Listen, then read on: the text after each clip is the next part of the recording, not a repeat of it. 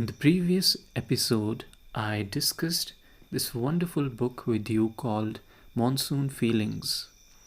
It's a book about how the people of Indian subcontinent, how they have experienced the monsoons, the rains throughout history, and how the poets, the artists, painters, writers, how they have captured that emotions throughout the history. And in the previous episode, I focused on the Persian poetry, the Indo Persian poetry on the monsoon. And in this episode, I'll bring two very interesting chapters for you. The first chapter is about the Radhavallabh tradition. I'll explain it to you in a minute. And the second chapter is about the Hindi-Urdu poetry during the medieval times on this particular idea of rains, and rains especially in the monsoon. So coming back to the first chapter, the Radhavallabh, that tradition. What is that tradition? So some of you might be aware that during the medieval times around 14th, 15th, 16th century in India, there was this bhakti tradition that was growing where you were following the idea of spirituality by expressing your devotion to God through love, pure love. And you find a lot of bhakti poets of the time. In fact, Sikhism in many ways has been inspired by the whole tradition. And a lot of this tradition has been about Lord Krishna and the devotees' devotion and love to Krishna. And among many of these sects or communities or sampradaya as they are called in Hindi, one interesting community is called Radhavallabh. Radhavallabh community is where they're focusing a lot on Radha, who was a devotee or a lover of Krishna in many of the ancient texts. But according to this sect, Radha was the wife of Krishna. And what they do believe is she in some way is a higher divine power than Krishna, and Krishna in some ways is just a medium to get to her. So then they are idolizing her to be the divine force, and through Krishna, through people's love for Krishna, they are trying to attain enlightenment. And that's the bhakti way. Bhakti way in this specific context according to Radhavallabh tradition. And this is where the monsoon poetry or their poetry comes in, where they have expressed their emotions for rains, for monsoon, and that has been captured in this particular book, and a particular chapter has been devoted to that. And I'll read you a couple of couplets from this particular tradition where they are focusing a lot on the aspect of loving. When it comes to the spiritual path, the focus is purely on divine love. So I'll read these couplets. I'll read the Hindi version as well as the translation in English. The Hindi version goes, प्रेम बिना जो कुछ करे सो नहीं लागत नीक, विविध भांति व्यजन करो लौन बिना सब Feke. It says, in English I'll translate, it says, without love, nothing you do will strike you as good. You can cook all kinds of dishes, but without salt, everything is tasteless. So the fundamental reality, according to a lot of these traditions, is love. That's the underlying force a lot of them believe in. And in some ways you might see similarities with Sufism, where the expression is that of love and expressing that love for the beloved. But that love in some ways is directed towards the divine. It's not a selfish kind of a love, it's a divine love, and it's supposed to lead you towards the path of spiritual enlightenment. So, to give you one example of that kind of love, let me read another couplet. It says, जिनके देखे पुलक तन रोमांचित होए जाहि, सुनत मधुर तिनके वचन नैन भरे जल आहि. In English, it says, when you see them, your body shivers, it becomes enraptured. Hearing the sweetness of words about them, your eyes fill up with water. So clearly, you see the romantic aspect of it, how a lover would express their feelings. But again, as I keep saying, the love in this case has those spiritual underpinnings to it. And so this is what this tradition does. It celebrates the love of Radha and Krishna and takes delight in it, and through that delight and through that devotion they express their love for them. And that's how you're supposed to grow in your spiritual practices, just by surrounding yourself with love, expressing love, and you're being kind and compassionate towards everything. And that's what they believe. When you focus on this aspect of your character, of your behavior, then you truly feel enlightened. So let me read one of these small verses where they're expressing their love for Radha and Krishna. It says, I'll only read the translated part here. It says, singing of Radha and Krishna, I'm happy in my every pore. Delight pours over me, singing of their good nature. I shiver in every limb. Uttering those words, beauty is revealed. I'm glad and gladdening, finding happiness in that affinity. They draw even in the vile, the sinful, the most insincere, the miserly, the lustful, and submerge them in the color of love. Without end I say, an elated heart, gee, keep me forever in the company of rasikas such as these. So rasikas, in this case, these are the ideals of love that have been created, and you kind of pursue those ideals, and that's the goal. That's where you want to be. Very similar to Sufism, I would say. But obviously in this case, you're romanticizing the love of two people and idealizing that. It's not that you're just directing your love to the divine. In this case, there's a slight difference. You're focusing on the divine love of the masculine and the feminine, and then expressing yourself by observing their love. So where does the monsoon come in all of this? Well, the thing is, they've written a number of songs for the monsoon, and it's really interesting. When you follow this tradition, they have captured the traditional Indian theme of the monsoon, the rains, and in that they have poured their emotions, they have poured their own ideas, and the setting remains same as it remains in Kalidasa or the Indo-Persian poetry. The setting of the monsoon is there, but in this case the actors change. The actors that take the center stage in this case are Radha and Krishna. And now let me read one of these songs of the monsoon from this particular tradition. The song goes, the clouds gather and lightning flashes. The cuckoo and the peacock cry out. Standing in a white mansion, delighted, the princely pair are watching. The two of them praise the good fortune of the rainy season. My eyes pledge my life to these two, O Sri Harivamsa. The garments are beautiful on their two bodies, the ornaments are red and rare. Even the clouds and lightning are ashamed when they see the beauty of this couple. The forest trees and creepers become verdant.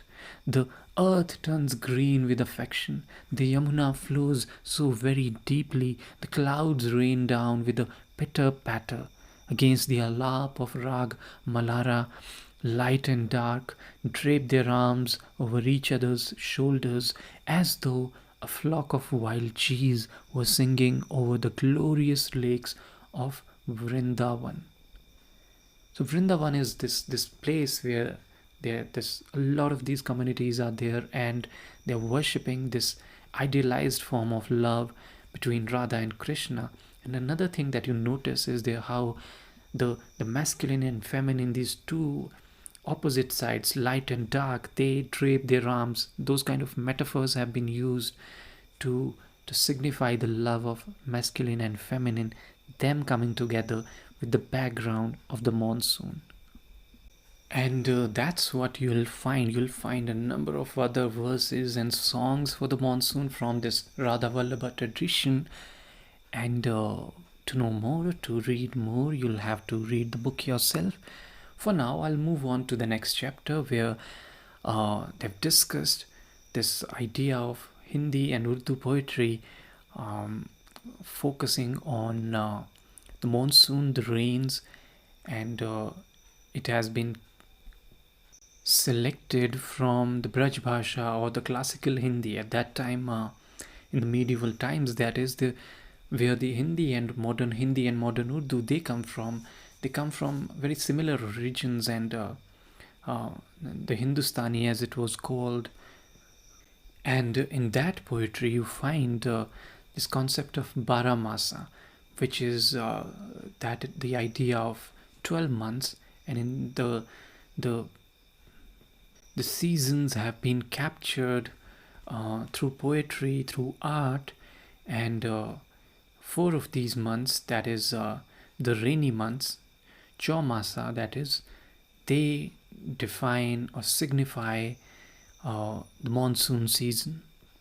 And during these medieval centuries, a lot of literature, a lot of poems were written praising or sometimes depicting this season. And it's really rich and wonderful. It got richer with time, but a lot of times it'll make you wonder that so many of these thoughts come from the mind of Kalidasa itself. The way he described weather patterns in Ritu Samhara, or the way he described rains in Meghadutam, a lot of those ideas feel familiar. So even though you travel from Kalidasa to medieval poetry to modern Bollywood songs, you find obviously the evolution of language and metaphors and style, but you also find certain commonalities. The way rain has been romanticized, the clouds have been depicted, or how the couples or lovers, they experience it. And in this particular form, Baramasa, this is especially focusing on how a woman is experiencing monsoon or a particular weather when her lover is away, and how she's experiencing different emotions. And that is again something that you saw in Kalidasa's Ritu Samhara, or even Meghadutam. In Meghadutam, the man was talking about his long distance love. In Ritu Samhara, it's more about depicting women and their men going outside, and them, the women missing them. So those kind of emotions, they've always been depicted, and you see that continuity in these poems. So let me read a few verses. I'll once again I'll read just the translated ones, and I'll read the translations in English, that is, and you'll find how the rains or the clouds and the season has been depicted, keeping in mind the lovers, the women. So one goes, Ashad has attacked, that is, Ashad month has come. Clouds thunder above, the army of Viraha with a drum troop, black, grey, white rushing clouds, a line of herons like white banners. The other one says, Savan has come with war drums large and small, Without my love, who is with me? Black clouds are spread all around. The army of Viraha has launched its attack. You keep hearing the word Viraha. This is about the separation. They're talking about the separation between the lovers. The other one goes, rain has filled puddles and ponds. My precious clothes are wet and will not dry up. Coal is smudged around my eyes. Manna cries, flows of tears. Red dye drips from my eyes. My necklace string has rotten away. Clearly, a lot of emotions. Some might even call it melodrama. That's up to you. I'll leave that completely to you. But you see that in Indian poetry, that thing a lot. Just like in Indian food, you find a lot of masala.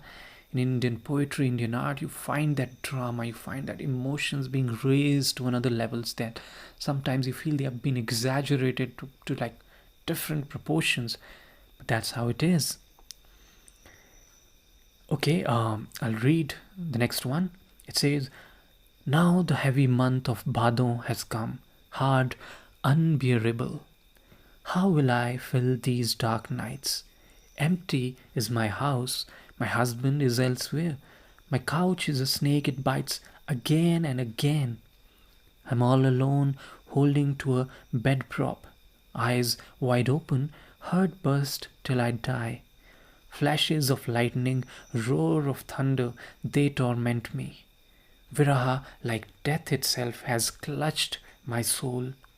Under Magha, the rain sweeps down in violent gales. My eyes drip tears like the cables of the porch roof. Once again, very emotional. Then there are a couple of smaller ones that I'll read. Ponds and dry land are overflowing. Sky and earth have become one.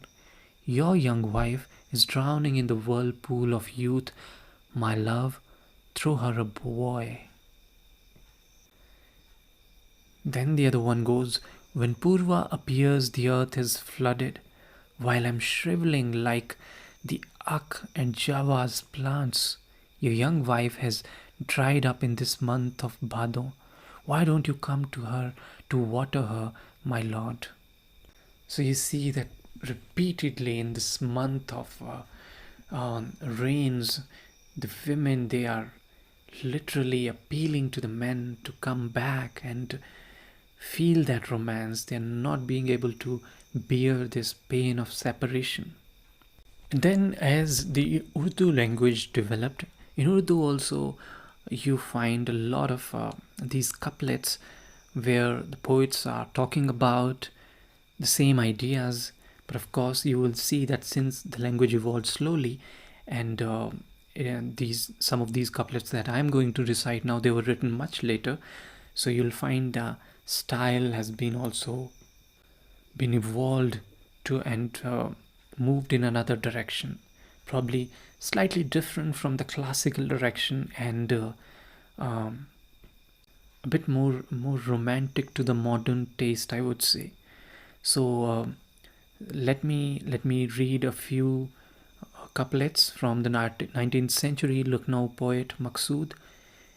One goes, some put out my fire and soothe me with the sharbat of my lover's presence. The next one goes, cuckoos cry out for their beloved night and day. It's farewell to peace for this Birahini. And then in some ways you also find similarities, like one Urdu poet says, Ashad has come, armies of clouds, I see swords like billowing waves, tears of stone fall out and hurt, hailstorms shatter my heart. So in this case you see that this Persian poetry that we earlier discussed in the previous episode, those comparisons with the swords and the armies, and also a little bit of tenderness here in the second line.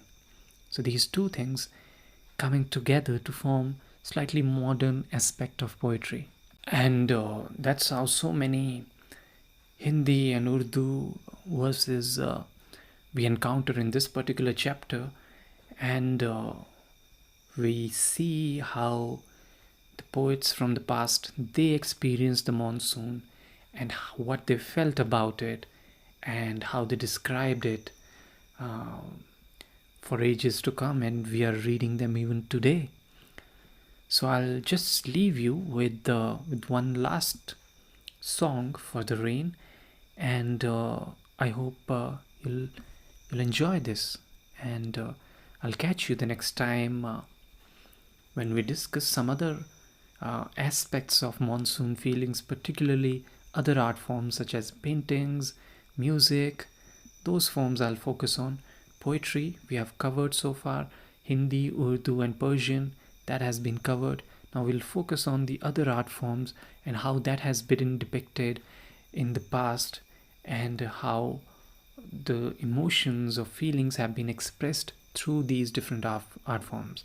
So I'll catch you the next time, but for now I'll leave you with this one last uh, song on the rains. It goes: a wondrous mountain, a palace on it of marble, restful place. Bushes as tall as lovely beauties surrounded it, their shade like their long hair. The ground around it was green and cheerful. To call it paradise would not be too much. Its dust, like the beauty's shadowy beard, a heart full of love beat in the bush's green breast. On one side, a lotus in bloom, an angel from paradise wandered happily lost, thinking it paradise. A partridge and a peacock strutted around it. There was also a yogi with a sad heart, sitting on a tiger's skin. His body covered with ashes was like rain clouds. Strands of matted hair drooped or fell like rainy lashes. Wind, clouds, lightning, jinns rushing from east to west.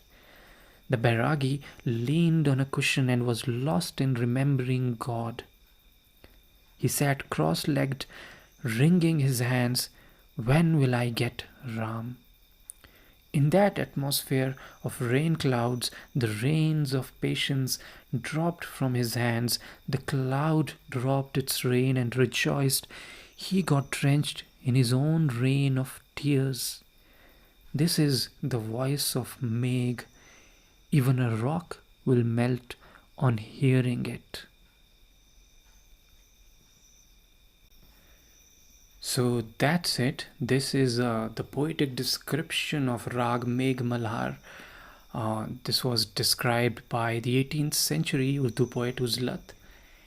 And you find, interestingly, the description is very much that of Lord Shiva, and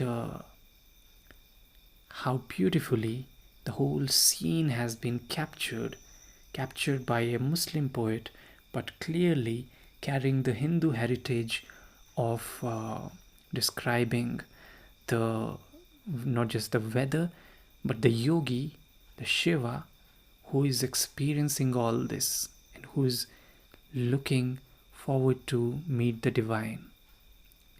So that's the rich history that we have with us, and it's wonderful to go back to it and read it and explore it. So I hope you had a good time listening to these poems, these verses, and I look forward to the next episode where we are going to discuss the other art forms on monsoon and how they capture the emotions, the feelings. So we'll continue with that, and I'll catch you the next time. Thank you so much for listening.